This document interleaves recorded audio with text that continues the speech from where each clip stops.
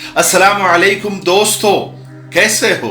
उम्मीद है कि सब खैरियत से होंगे। अल्लाह आप लोगों को ऐसे ही खुश रखे।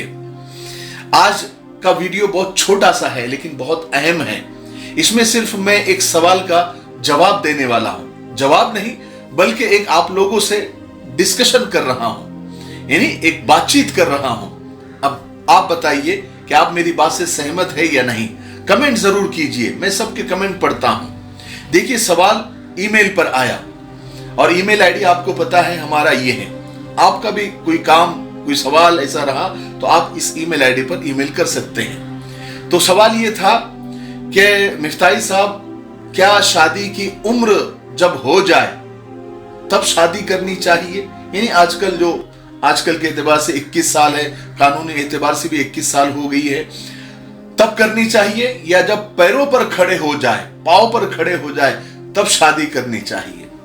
मैंने कहा कि ये सवाल तो बहुत कॉमन है लेकिन बहुत दिलचस्प है। मेरे जहन में कुछ बातें हैं, वो आपसे मैं डिस्कस करता हूं। देखिए, सब यही कहते हैं, ये ट्रेंड बना हुआ है आजकल का कि पहले पांव पर खड़े हो जाएंगे फिर शादी करेंगे। अब बताइए कि ये पांव पर खड़े कब होंगे? इसकी तो चलो एक लिमिट है 21 साल, लेकिन ये पांव पर खड़े कब होंगे इसकी क्या लिमिट है, इसकी क्या उम्र है, ये किसी को पता नहीं होता। आजकल कॉलेजों में जो इंजीनियर बन रहे हैं, मास्टर कर रहे हैं या डॉक्टर बन रहे हैं, उनको देखो तो ऐसा लगता है उन बच्चों को कि कम से कम 2-3 बच्चों के बाप होंगे, लेकिन मालूम करने पर पता चलता है कि वो कुंवारे हैं, बैचलर है, शादी नहीं हुई। फिर उनसे जब पूछा जाता है कि भाई आपकी इतनी उम्र हो गई, आप माशाल्लाह हट्टे कट्टे हो गए, 2-3 बच्चों के बाप लग रहे हैं, अभी तक आपने शादी नहीं की।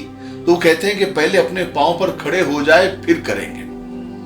नर्सरी से मैट्रिक, फिर inter, bachelor, master, doctor, engineer वगैरह के मकाम तक, यानी वहां तक वो डिग्री तक पहुंचते पहुंचते 1/3 उम्र निकल जाती है। अब चलो हो गया, डॉक्टर हो गए, इंजीनियर हो गए और मास्टर कर लिया, अब फिर भी शादी नहीं करते।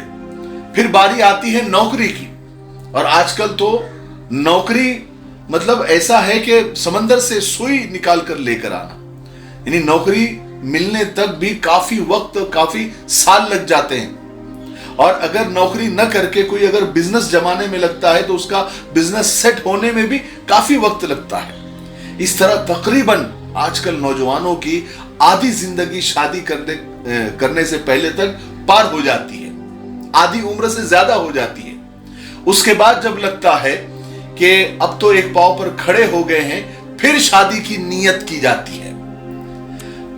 अक्सर शादियों में हमने भी देखा, आपने भी देखा होगा, अक्सर शादियों में जब जाओ तो ऐसा लगता है कि लड़का लड़की का बाप जैसा लगने लगता है या बड़े भाई जैसा लगने लगता है। ऐसी भी जोड़ियां आप अक्सर देखते होंगे। लड़का इतना बड़ा पहाड़ जैसा और लड़की को देखो तो लगता है उसकी छोटी बहन है या छोटी बेटी है।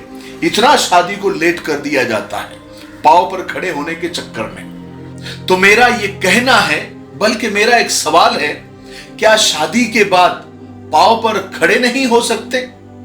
क्या शादी के बाद तरक्की नहीं होती? कई लोग आपको ऐसे मिलेंगे जिनकी तरक्की शादी के बाद ही हुई है। वो चमके हैं तो शादी के बाद ही, वो सेटल हुए हैं तो शादी के बाद ही।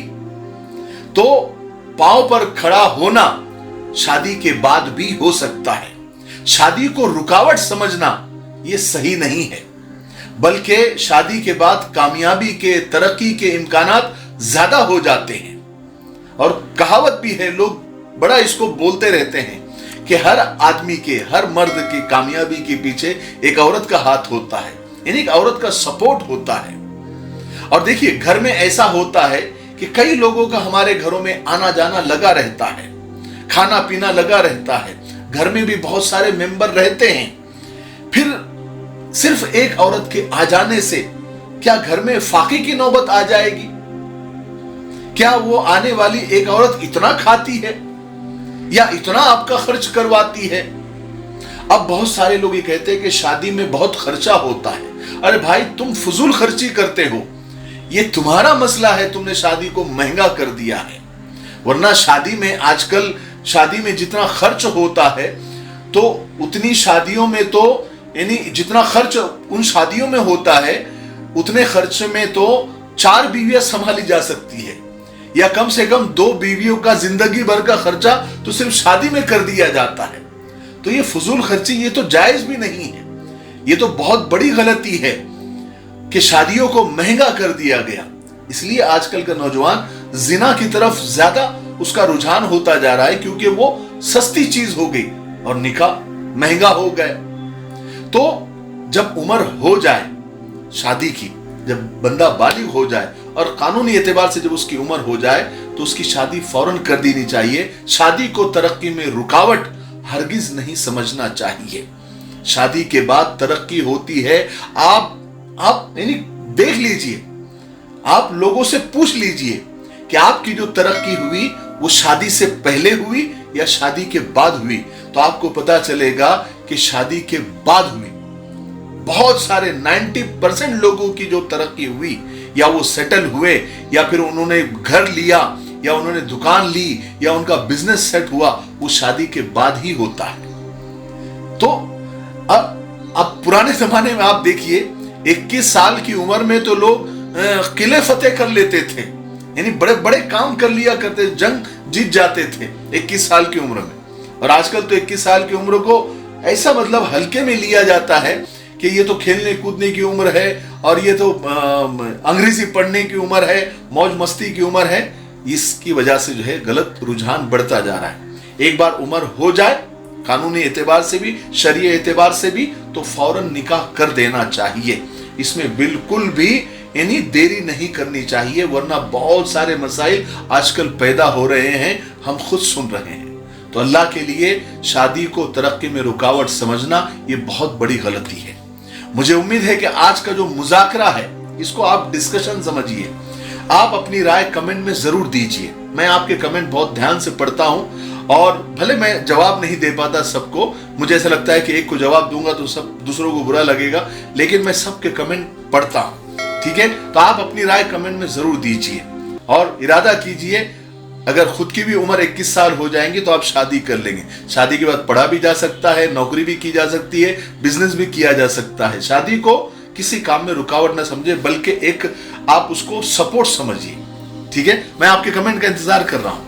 تب تک میرے لیے, پوری امت کے لیے, پوری انسانیت, پوری مانوتا کے لیے, اور ہمارے پیارے ملک بھارت کے لیے, یہاں کی امن شانتی, ترقی, انتی کے لیے خوب دعائیں کرتے رہیں. السلام علیکم ورحمۃ اللہ وبرکاتہ. السلام علیکم ورحمۃ اللہ وبرکاتہ. اس سال 10ویں کلاس میں کامیابی حاصل کرنے والے بچے اور ان کے پیرنٹس کو شاہین اکیڈمی کی طرف سے مبارکباد ہے. جو بچے سائنس کے ذریعے آگے پروفیشنل کورسز کرنا چاہتے ہیں جیسے انجینئرنگ یا میڈیکل, ان کے لیے 12th کے بعد CET کمپلسری ہے, اور CET کی پڑھائی 2 سال اگر کی جاتی ہے تو آسان ہوتا ہے. شاہین اکیڈمی میں اس کا انتظام ہے.